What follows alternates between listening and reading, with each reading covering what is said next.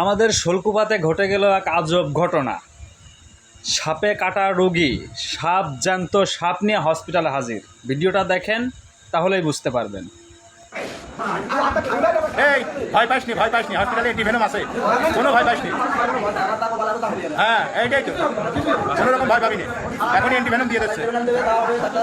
কোন জায়গা? কোনো রকম ভয় পাবি না, কিন্তু কিছু হবে না। মারি ফেলেছে, সাপ মারি ফেলেছে। এখানে অ্যান্টিভেনম আছে, আছে না? অ্যান্টিভেনম আছে, থাকবে না কেন? এই তৈরি করে সবই ধরবেন। হাতের কোথায় লাগছে? না না, বেশি বান্দার কারণে হাত হয়ে গেছে।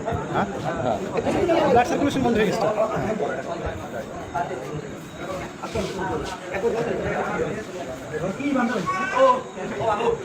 এত জোরে বাঁধতেছে কি করতে?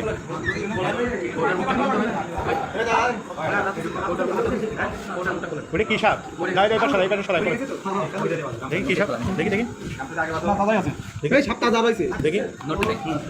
আরে এত ভিতরে সাপ দেখে আমরা কান উড়ালে দেখতে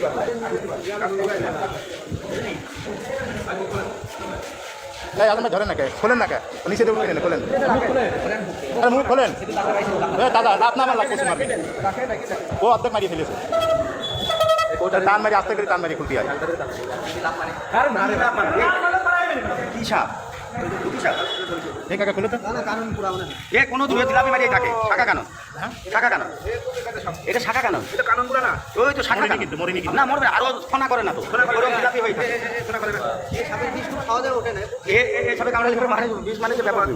এই একদিন পরে বিষ নামাতে পারবে না। হ্যাঁ খুবই বিষাক্ত।